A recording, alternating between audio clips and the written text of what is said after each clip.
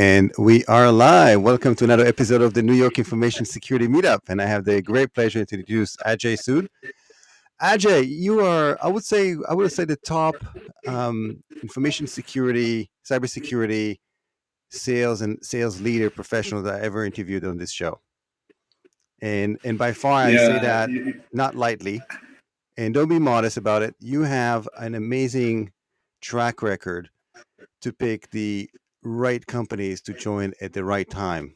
And you've done this consistently for the past, I would say, 20 years. So before we dive into that and kind of unravel unpack the box. So I want to thank you for joining and much appreciated and welcome to the show. it's truly my pleasure, man, and thank you very much for the kind words. I'm very humble. I'm very, very humble to hear that from somebody of your stature. No, I'm saying that it's because it's very, very true. But let's kind of go back and maybe talk about the early days. What was kind of your first role? In back in the Toronto, like when you joined. I think you joined, what was it, AT&T at the time, when cybersecurity wasn't even cybersecurity; it was IT security, right? Yeah. Well, actually, it was just IT, frankly, back then. And you're really going back in time, man. Back when I had hair and it was still black, right? But You and me both. no, it was a good time. Honestly, I grew up in Montreal, and I came to Toronto a long time ago in a galaxy far, far away to join what was called the Network Services and Internet Application Support Team, and that was everything from maintaining perimeter systems like proxies and firewalls and mail servers, DNS, DHCP servers, things like that, right?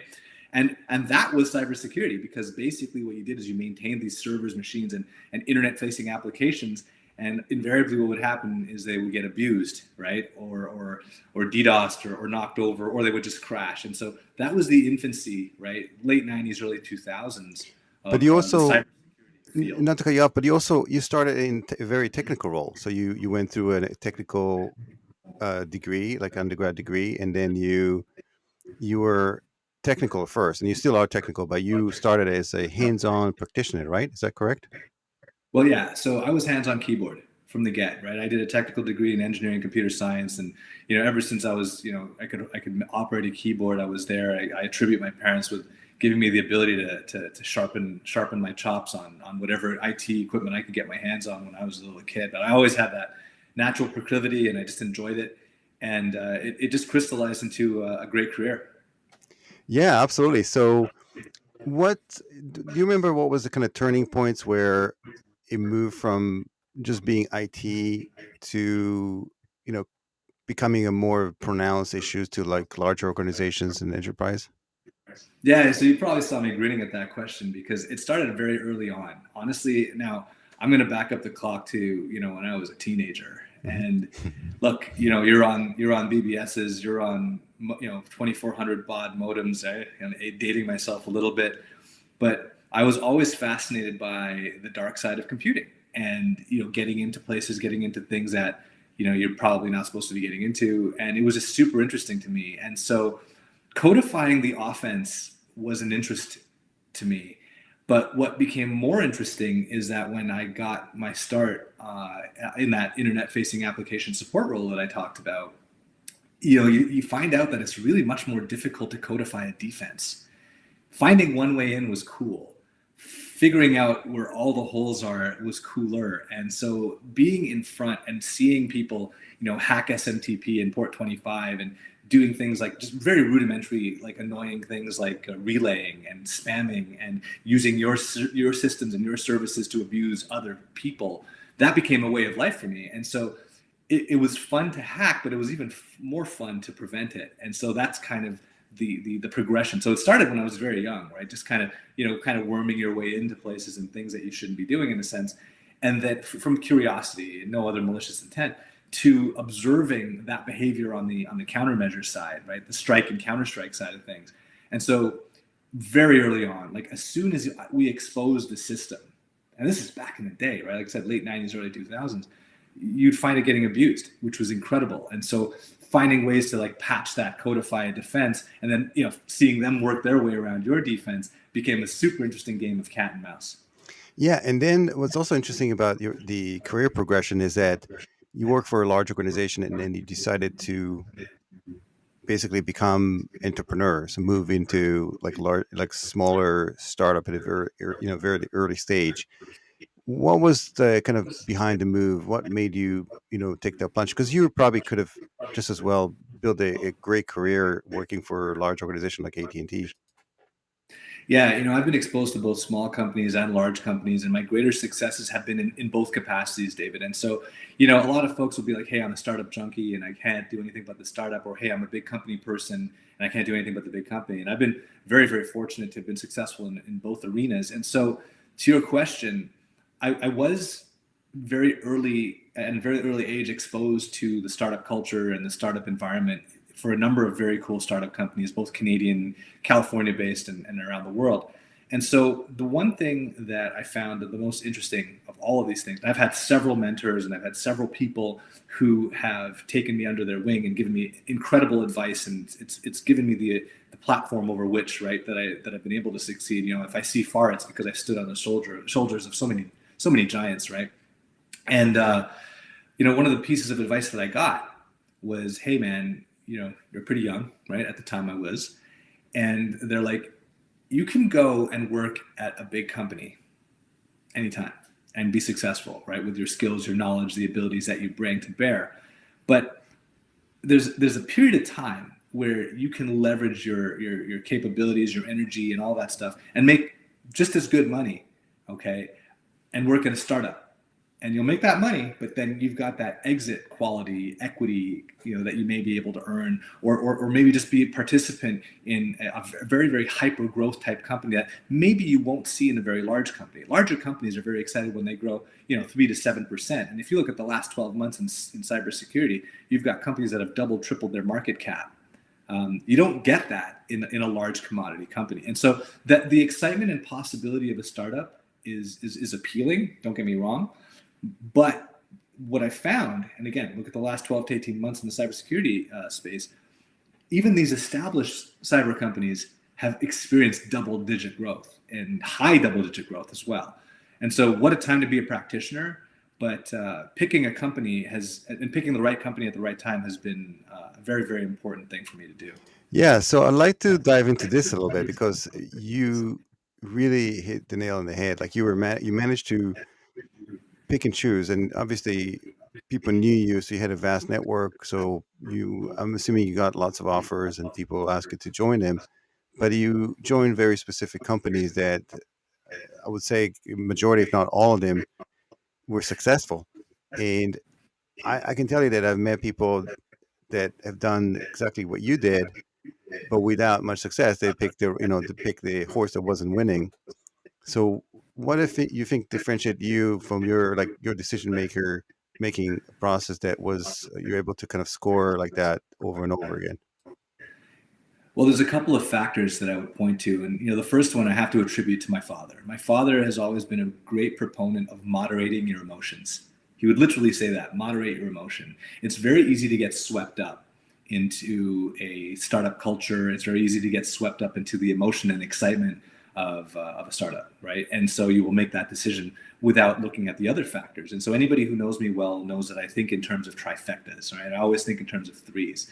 So my trifecta for choosing a company per se, and even a startup, is you need to have great technology first at the heart of it. Always have to have great technology. The second part to that is you have to have a great team. Make sure the people in this company are just great, wonderful people, good human beings, of course, at the core of it, right? And then, of course, have a proven ability to execute. So, at my younger ages, I would just look at my bosses and my peers and the people I'd be working with. And as I got older and more grizzled, I started to think more about, okay, let's look at the board. Let's look at the investors, right? So great tech, great people. And then finally, and this is the kicker, is great timing. You have to understand the market and where it is with respect to this particular technology and the adoption of this technology. I've observed a lot of companies in my time and how they follow this continuum of like, this is a product, this is a product, this is a product, and now it's a feature in another product. And so you want to catch it before it becomes a feature, but you definitely want to make sure that it's a tenable product that can carve out its own market. And then you have to look at the market and see, okay, am I a chimp in this market? Am I a gorilla in this market? Am I King Kong in this market? if you go into a market where there's already a King Kong or a very large ape, say, you're likely to get killed. Versus, hey, you know what? I'm surrounded by a couple of other chimps, and I really have a chance to emerge, right, from this group of small animal or small fish, pick a euphemism, right, as the big dominant, player in that market. And so these are the bits and pieces that have served me well in terms of being able to choose a company. And I always try to look at it at least in a 3-year horizon. I really don't like doing the 1 year here, 1 year there, 6 months here. Like that's not part of my character. Ajay, this was amazing. I would like to really pause in here. Like, you packed basically so much. Like, I actually highly recommend to people that are really interested in startups to play this at least a couple times, because you really packed everything into like this was truly amazing. But let's kind of unravel some of those some of the things you mentioned specifically, that you look at these pillars, right? But the problem is you don't really know until you get in. For example, what is the company culture? You don't really know what the market is doing until you're actually in it. Now things are also moving very rapidly. So as you mentioned, a feature can turn into a platform, vice versa, almost like overnight. Yeah. How Yeah. do you overcome that when you are looking at kind of the next, the next step or next, career move? Yeah, no, I mean, so it all starts with people, right? So, hey, I'm Ajay, and I've been doing this thing for a little while. You surround yourself with good people, and you surround yourself with high energy people, people who have integrity, people who want the best for you. You're going to find that these opportunities shake themselves out relatively quickly, and secondly, you're going to find that you're going to attract more people like that. And so, your question about how do you deconfuse a dud from a success, it's not a 100% situation. And so it's funny because I grin and I look back at, some of the companies that I've been fortunate enough to be part of. And, it's a really, really high percentage of companies that I've been a part of that have exited and have, wildly successful, you know, exits and growth patterns and growth curves. I honestly, I look at the leadership of every company from the top down. And when you join a company that's small, and I'm talking like in the teens of companies or in the hundreds of people or whatever the case is, smaller type companies, you generally speaking have access to the executive. And, at a very young age, and I'll tell a story without being specific, but I was in a position where I was asked to join this startup, and the startup ended up doing really, really well and becoming really, really big. And I was on the cusp, right? I was going to pick between this company or another company, and I'd already actually verbally accepted an offer with this company, and they were very excited for me to join. And I remember I got a call from the CEO of this other company. He called me up. He was on the side of the road. He was on the Pacific Coast Highway. I'll never forget this call. And this guy went on, by the way, to become a venture capitalist and an investor in a lot of other successful companies. And I've got all the respect in the world for him. And he called me up and he's like, "Listen, you're a bright guy. I can tell.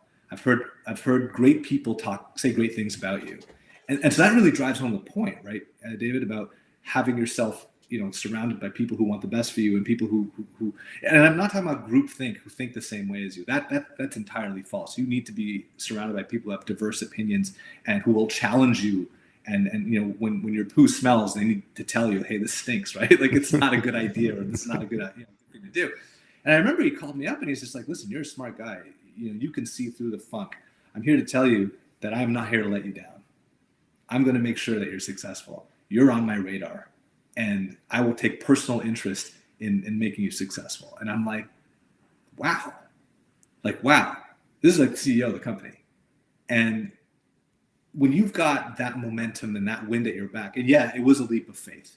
And I called the other company. I disappointed them, and they used all sorts of choice language on me. And I was like, you know what, though? You know what? That was good. That was a good learning experience for me at the time, because you learn a lot about people in victory, but you learn even more about them in defeat. Right. And then when they just turn on you, right, because they don't get what they want, that's very revealing, actually. It's a demonstration of an interesting character trait. So that was a learning experience for me, right, when you disappoint people.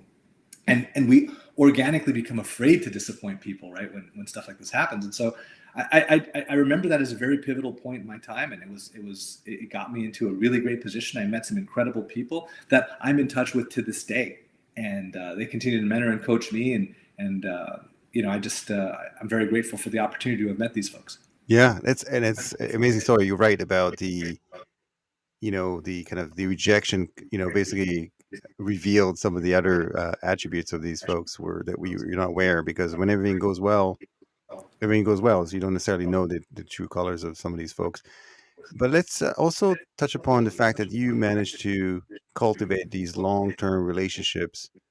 I don't think there's anybody in cybersecurity in the space in Canada, at least, maybe the US, as well, that don't necessarily either know you or know of you. And so, how do you cultivate these long-term? No, and again, not to, there's no reason for me to butter you up. I genuinely think that's the case. And I can tell because I met you in some events, and I know that the circle of people that you associate yourself with. How do you cultivate these relationship over time, even when you are, wearing different golf shirts and you move around to different companies? Be a good person, man. It all starts there. It really does. And have I made mistakes? Sure. Have I disappointed people? Absolutely. Do I own them? Yes. Do I have the courage to make more mistakes? You bet. It's if you can fundamentally be a genuinely, good human being, wear your failures and your successes on your sleeve, understand that, you've got the same challenge and fight and struggle that everybody else in the world has. You become a human, and you are able to just connect with people on a very human level. I believe that everything has a person at the other end of it, whether it be a sale, whether it be a deployment, whether it be a support call, whatever it is. If you get it in your head that everything involves a person at the other end of what you're doing, that's going to allow you to practice empathy and humility. And that's going to get you very, very far in life, because people will just regard you as a human and reciprocate that empathy and humility. So that's the first thing I'll say. The second thing I'll say is just say your say-do ratio needs to be one.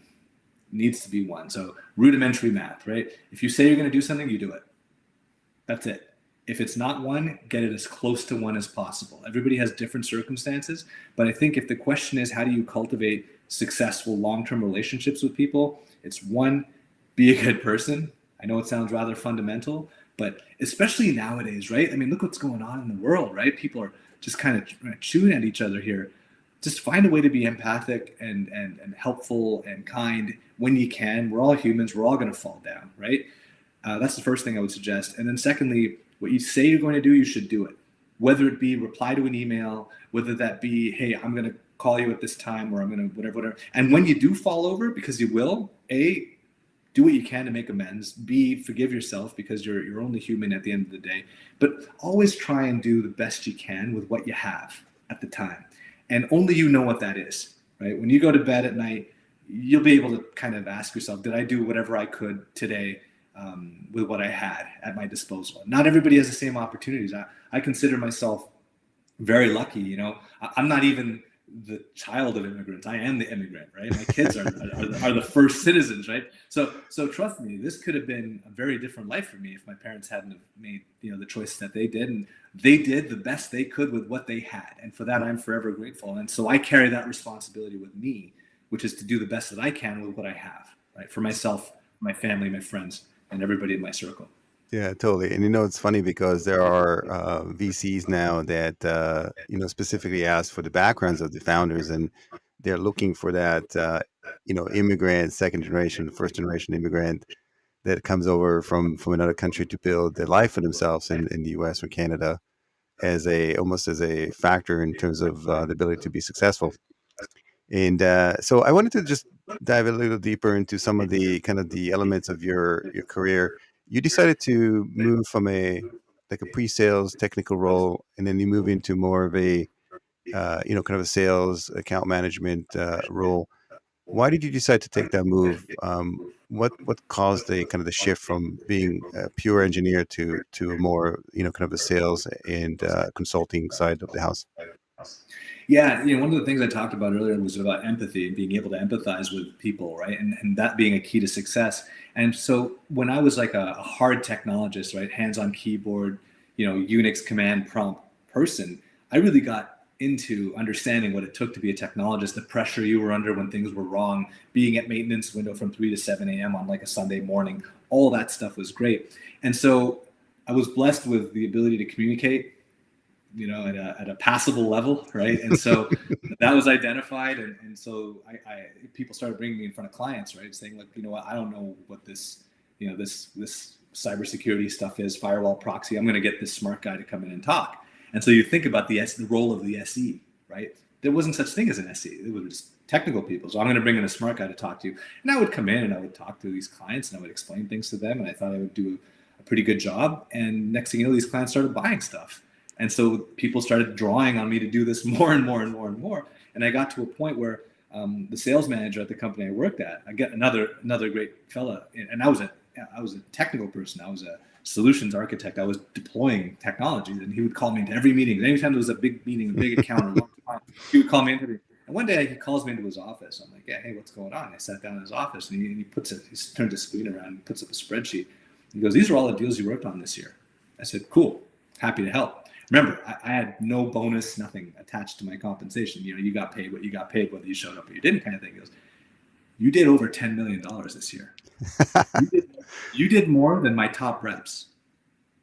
You touched more than $10 million of business, that I would attribute to you as being a part of an account team that successfully. He goes, you're going to be a big deal in sales one day. And I'm like, wow. Okay, I guess I'll go back to my desk now and deploy stuff, right? And so I went and I moved over to this one company. I was employee number 1 in Canada. I ended up becoming really, really big, super proud of what we achieved in this company. And I joined them as everything. I was the engineer, I was a sales rep, I was marketing. I've been there, done that quite a few times, actually. Right. Okay. And so I was basically the everything of this company. I have deployed product for that company that is still in production today. Like, these are big, right? Business Journal 100 in Canada type companies. And they said me actually. Ajay, there's always this joke of like, it's almost like being, booking into a hotel, and then the person who is at the reception and you call room service is the same person that comes up, because it does all the same roles. It's all the same one person. That's basically that was me. And you know what's funny, David? You bring up the hotel euphemism. Like, where my head went? And I have pictures of this, and I'm not proud of them, but I'm proud of them. I have, at this company, I remember being in a hotel room in downtown Ottawa, and I have pictures of the gear that I was deploying at an agency. Again, I was the everything, right? And I plugged it into the bathroom plug, because, as you know, it's the only plug that's got a GFCI that's grounded, right? So I wanted to make sure the gear was okay. And so I have a picture of the gear plugged in, and you see like the toilet and the sink, and there it is, plugged in, spun up with the laptop and a serial cable, going. And I remember sitting there like on the toilet, lid closed, right? but deploying this gear, right, for the government. It's still in today. Like, I'm telling you, it's still in today. And that's the kind of insanity I did. And so when it got to a point where we had so much business in Canada that we needed to expand the team, I remember sitting there, another great coach mentor of mine at this company, and he's like, listen, man, we need to grow the team. Okay, we need to find some reps. I said, okay, yeah, we'll go find some reps. And we went out, we found some sales reps. And they're like, but Ajay, you should keep these accounts because they're your accounts. And then so they were all the big, larger accounts that I've been working with and on. And so I organically became a rep working alongside other reps, and we hired SEs, and these SEs grew into great SEs. And so from one person, by the time I'd left this company 6 years later, it was like 40 people in Canada. Wow. And I was the vice president and general manager of the whole thing. And so I'd like to say it was very organic, but that's how I became a full-on rep. And when it became time to hire more and more reps, they're like, okay, well, we have so many representatives here, we need a leader. I'm like, okay, we'll go find a leader. I guess I'll, call the usual suspects and I'll interview them for you, right? We'll go call the, 40nets and checkpoints and, Cisco's, and let's get these guys. And the guy looked at me, he's like, there is nothing these people are going to be able to teach your guys and gals, right? There's nothing they're going to be able to teach them. You need to be that guy again, or person. You need to be that person, right? And I'm like, okay. So tell me, how did you manage to instill that culture that you brought in with your team? Because I always find that the DNA of the leader in any organization trickles down to the members, So how did you make sure that the people you're hiring are, have the same spirit, the same motivation, the same aptitude that you brought to the table? What was that process like for you?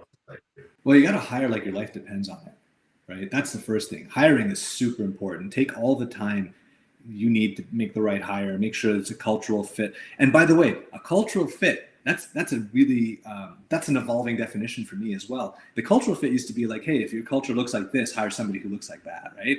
And in that regard, in terms of behaviors, beliefs, and technological proclivities and whatnot. Now it's like, no, a cultural fit is somebody who can be completely divergent from your culture, but is not going to burn it down.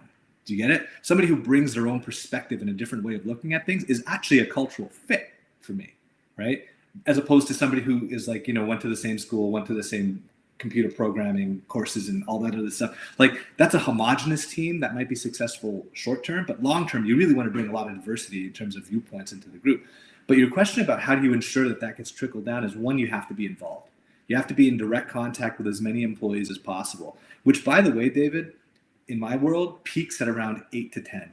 Mm-hmm. I can only effectively lead 8 to 10 people at a time. So that becomes complex because I've been at the helm of teams in 20s and 30s and so on, and it gets more difficult. And so you really need to find a way to schedule time with every single member of your team. I look at my calendar these days, and it's kind of like, 50% of my time is on one-on-ones with employees. 50, because I've got such a large. That's amazing.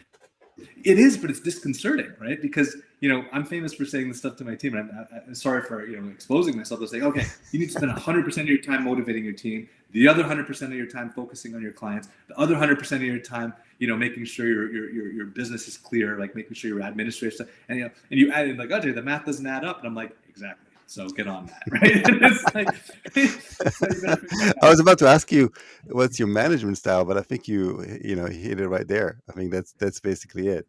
Yeah. So, and how do you determine? And this is really interesting. How do you determine if someone's successful or not in terms of what they deliver, in terms of their success factors, and so on? How do you know that you hired the right person for the job? Yeah.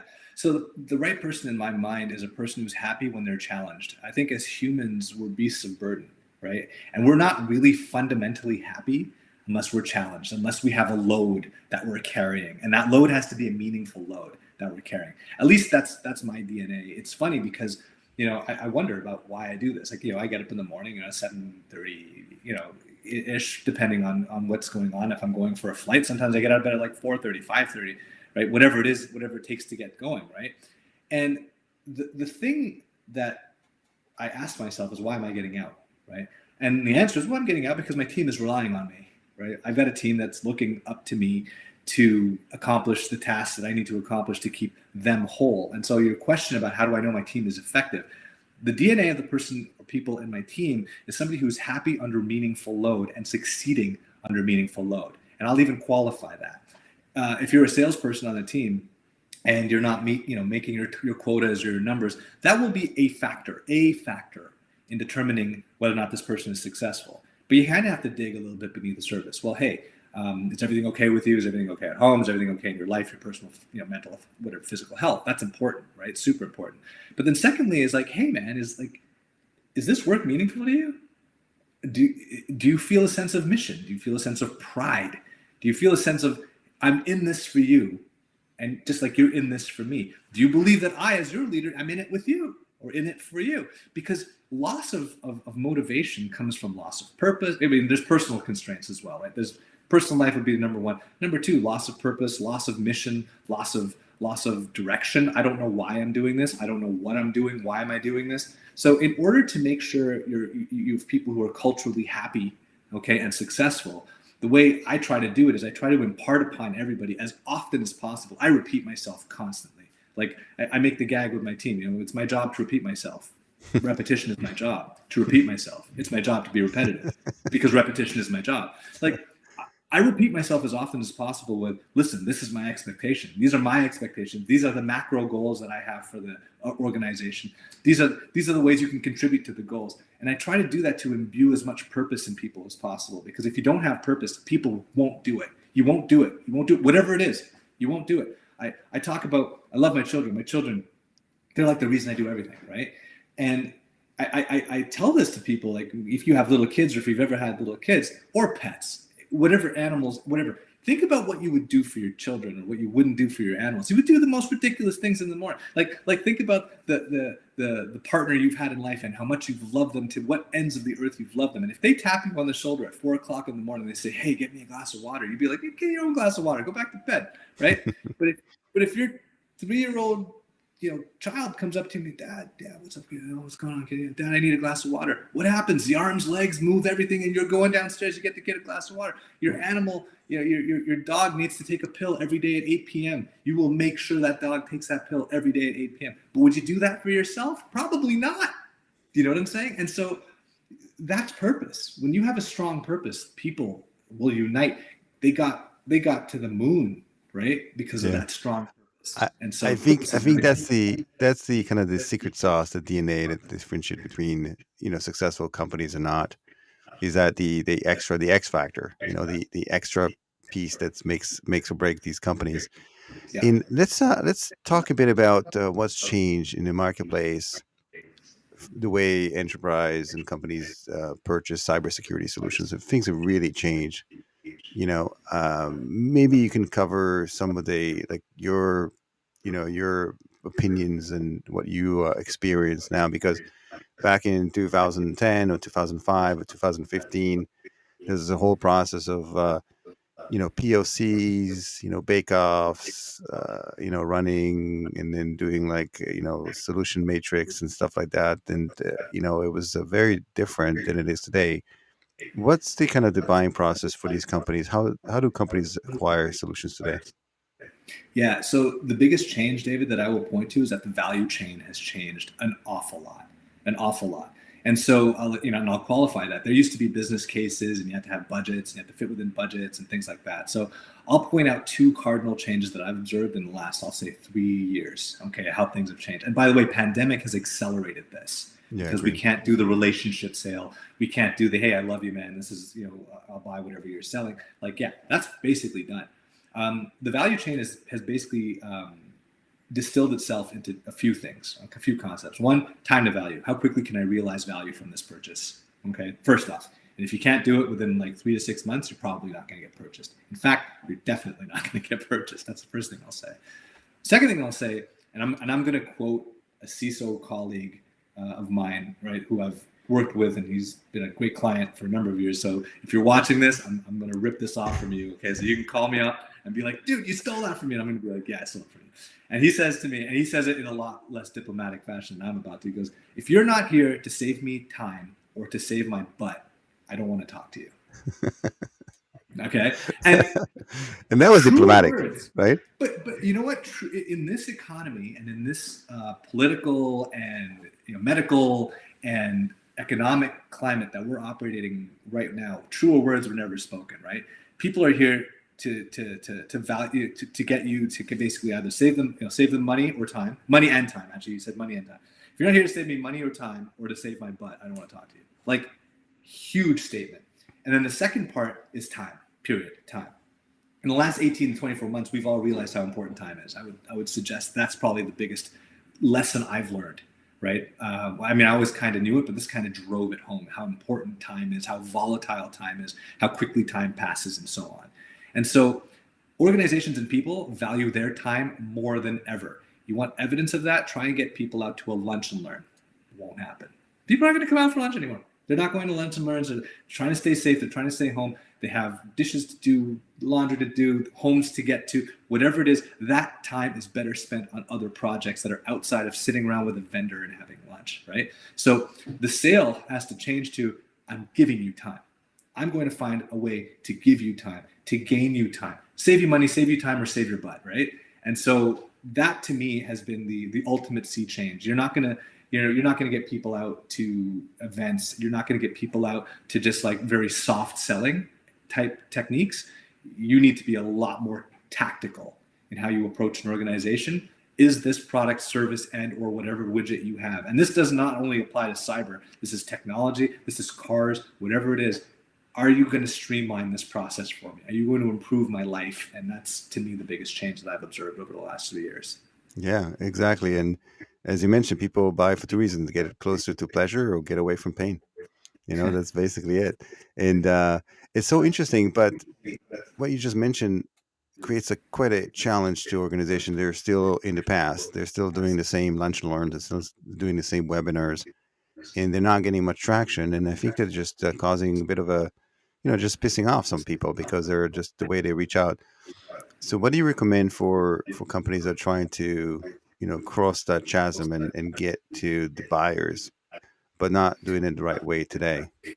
Look, every product and every company has a different ethos and a different way of going. I can only tell you what I found to be useful, and it is to stop hunting and start trapping, right? Stop hunting and start trapping and fishing. What's the difference? Hunting, you're jumping in the bushes and you see a deer and you're like, there's a deer. I'm going to run after the deer. And the deer runs super fast and you just get really tired and frustrated and you just start shooting bullets everywhere and you miss.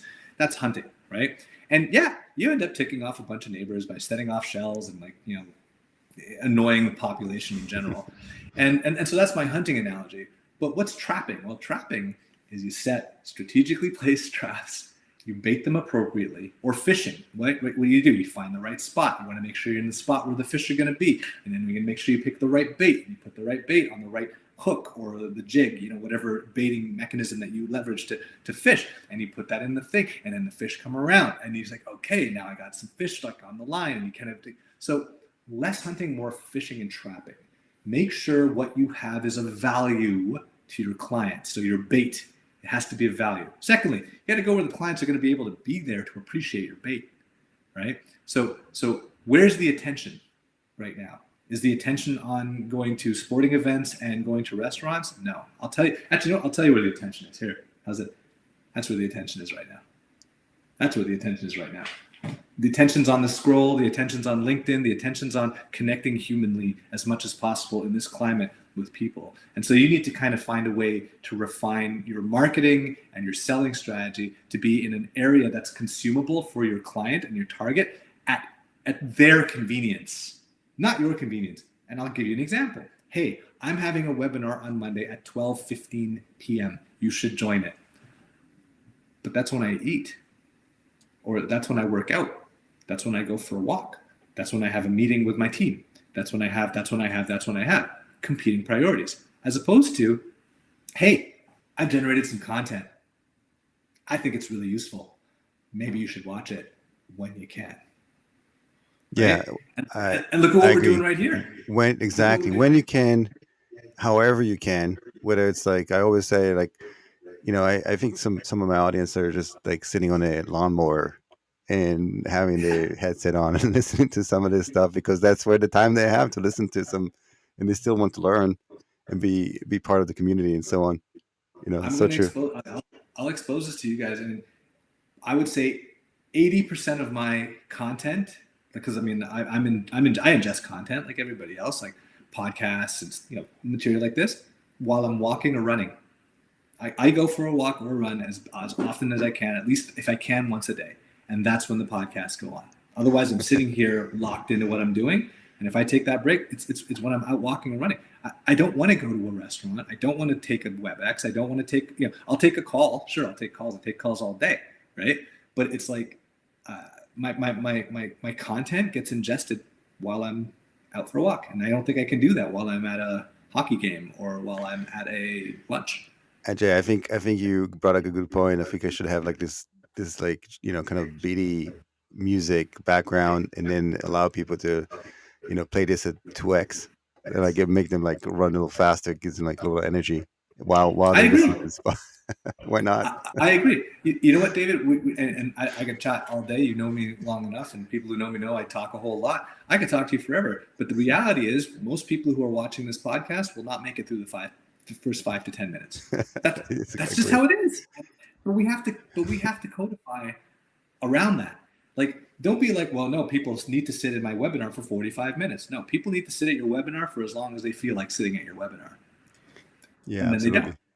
So there are between 4,000, 4,500 vendors out there, and then it creates almost like an endless barrage of marketing campaigns, as you mentioned. What do you think is going to happen to this industry as a whole? I mean, we hear a lot of the success stories of companies getting funded, and I don't know if the funding is the success story or is the fact that they're actually generating revenue. I mean, we can debate about this, but what's your take on the kind of explosion of at least the valuations of these startups in the cybersecurity space? Yeah, that's a whole nother podcast right there.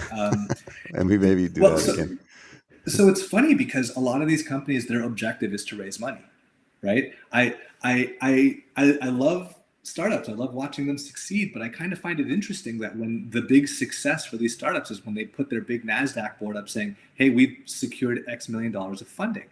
You didn't go public. You didn't really, you've raised funds. I get it. Like it's an achievement to raise funds. But what happened to the achievement of running a sustainable and profitable company, right? Where's that? Like, where's the big NASDAQ board saying, hey, our books are clean and we're profitable quarter over quarter, year over year? And I understand that, you've got a lot of companies out there that have never made a dollar. Like they've got revenues, but they've never, ever, not once been profitable in the course of their 5 years of history or more. And they have market caps in the billions of dollars. So I do understand the mechanism. Like, I'm not blind to the economic theory behind all of that. But what I would suggest is that if you want to be special, because there's a lot of companies out there, startups are out there that are raising, have great ideas and are going to go out there and they're going to raise money. If you want to be special, what would be super cool is if you went up to an investor and said, yeah, we're profitable. We have customers. They really like us and we have product that they're buying. We're actually profitable. We just want money so we can expand. Right. As opposed to, we have a great idea. We have no clients. We've made no money, and give us millions of dollars. And then people will, by the way. So it's a different model. Yeah, totally. Are there any particular technologies that excites you, like that have a great potential to make an impact? Because we seems to, a lot of the issues we had 10, 15 years ago from a security perspective are the same as today, if not worse. Yeah. So we're not necessarily winning the battle. I don't know if maybe we hear more about it now than we used to because it's a more of a front and center issue than before. But any technology that you feel that have a potential to really make an impact? Yeah, I always smirk internally whenever I see messaging around the notion of we're winning the battle against cyber criminals. We're winning the battle of cybersecurity. No, you're not. Nobody wins the battle. In fact, the battle is not a battle at all. It's an infinite game. That's what it is. It's an infinite game. And in an infinite game, there is no winner and there's no loser. In an infinite game, the winners are the guys who are, the people who are still in the game. That's winning. Winning is you're still playing, as opposed to you've been knocked out and you're cannon fodder. Like that's cybersecurity. And so we're not in a position where it's about winning or losing. And so when I think about, Ajay, you're saying you have to stay on the island. You have to make sure you don't get voted off. you have to stay on the island. But you know what, David? Now I'm going to take you to task. How about this? How about this for getting never invited to David Review's podcast ever again? There is no island. There's no rules. There's no boundaries. You think it's an island, but maybe it's just, contiguous space. Because cybersecurity, there's no rules and there's infinite attack surface. And so this segues really nicely into your question about what are the interesting technologies to me. To me, the most interesting cybersecurity technologies are the ones that impact and touch the end user, the non-technical end user, as much as possible. So I'm excited about passive tech. So I'm talking about, so you hear a lot about XDR and all that stuff. I think XDR is a cool thing and it's very important to a lot of organizations, right? Extended detection and response. But the underlying technologies for XDR are very interesting to me. Like, how do you passively go through all of this information and determine whether there's been a breach or a threat or an exposure or a vulnerability? So that's super interesting to me, one. Secondly, authentication, passive authentication. That is extraordinarily interesting to me because you are going to not defeat a cyber criminal by deploying things like MFA, 2FA, or advanced authentication. But rather what you're going to do is you're going to make it harder, right? You're increasing the entropy of the problem by having intelligent authentication, and I'll explain that. Like, so for example, if I want to open my phone, I pick up my phone, I stare at it, it unlocks, right? So it's going to use, my biometric and, the fact that it's my phone. But what about if it's like 2 o'clock in the morning or 4 o'clock in the morning, or I'm authenticating to iCloud from a location at a certain time of day that I'm not generally at, and my face is not 100% matched, but it's like a 98% match that would normally, like, to put that all algorithmically together and make it reliable, super interesting to me as well.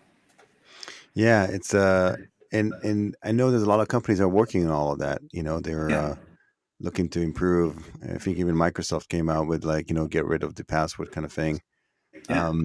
And so from that perspective, are you overall optimistic about the state of cybersecurity? are we, because we always sometimes hear about like, oh, we're going to be the third world war is going to be cyber related as opposed to, actual tanks and airplanes.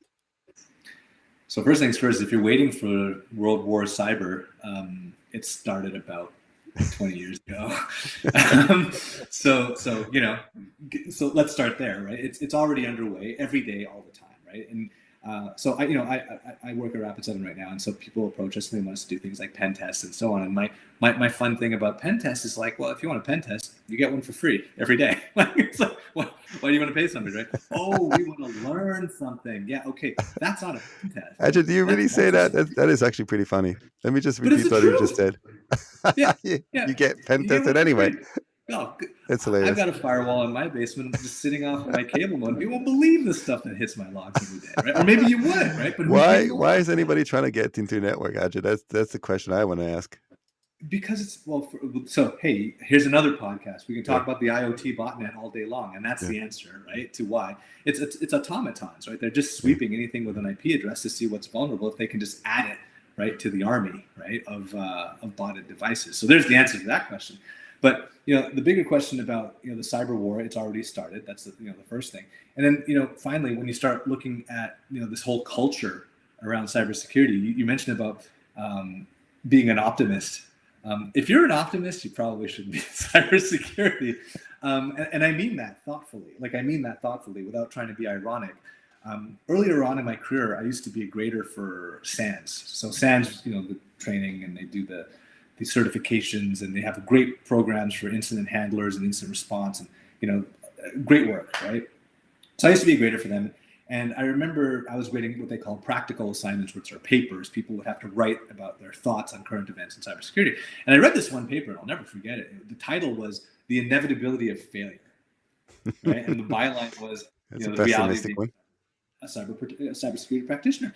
And if you're going to be in cybersecurity, you need to accept the inevitability of failure. I love it. I love that line. And not because I like being ironic or like being, pessimistic, right? But rather, with the acceptance of that concept comes the humility that you are going to need to be successful in an infinite game. You will lose. You will lose. Your server will get owned. Your environment will be taken down. Someone's going to breach you, pop you, inconvenience you. You're going to fail an audit, or there will be an audit finding. Like I'm going across the spectrum now of cybersecurity, right?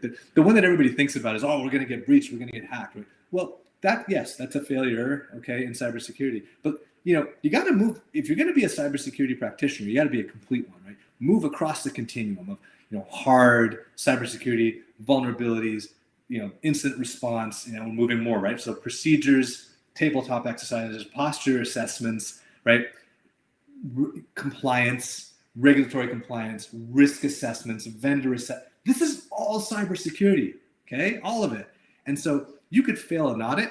You could have a vendor that has a negative finding against them. A vendor could fail. A vendor could get breached and your data is compromised. Like, this is all going to be on the vendor assessment, compromise assessment, posturing, positioning. Like, you have to be a complete professional. And so I don't say this to depress anybody, but I'm saying this is a very broad field, and you have to have the humility to understand that just because you understand CVEs and CVSS scores, it doesn't mean you're going to understand what does this mean in terms of, well, if I get breached, do I have to report this to a privacy commissioner, right?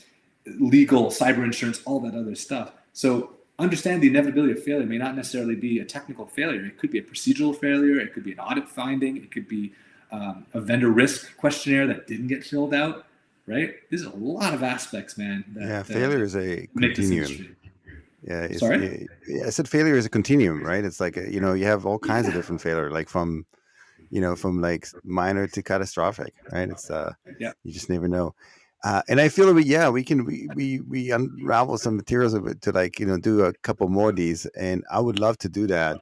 But in the meantime, the best way for people to reach out to you to say hi, to either get some advice, mentorship, get some insight to what you do, and just stay connected?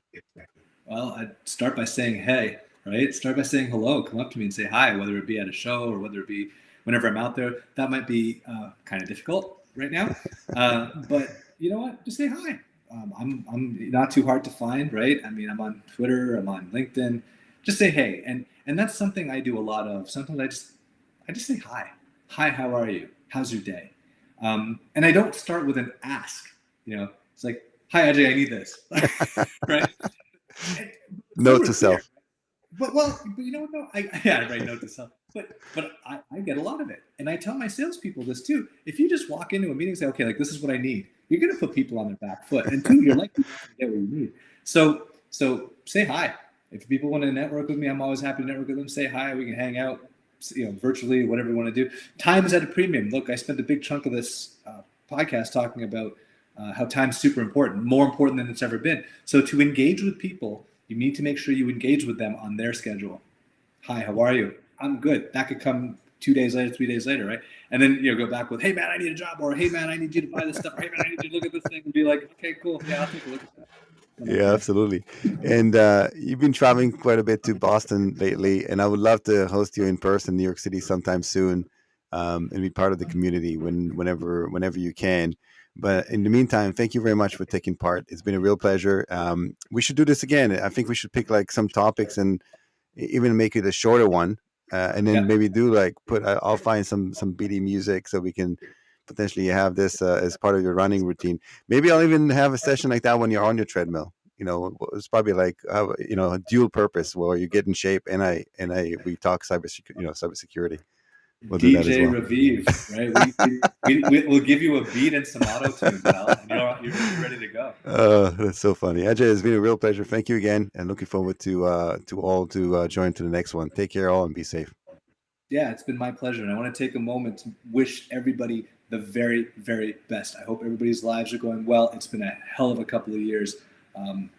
Keep swinging, take one step in front of the other. It's going to get better. It's going to be awesome. Thank you, everyone. I hope everyone's doing great. Thank you very much.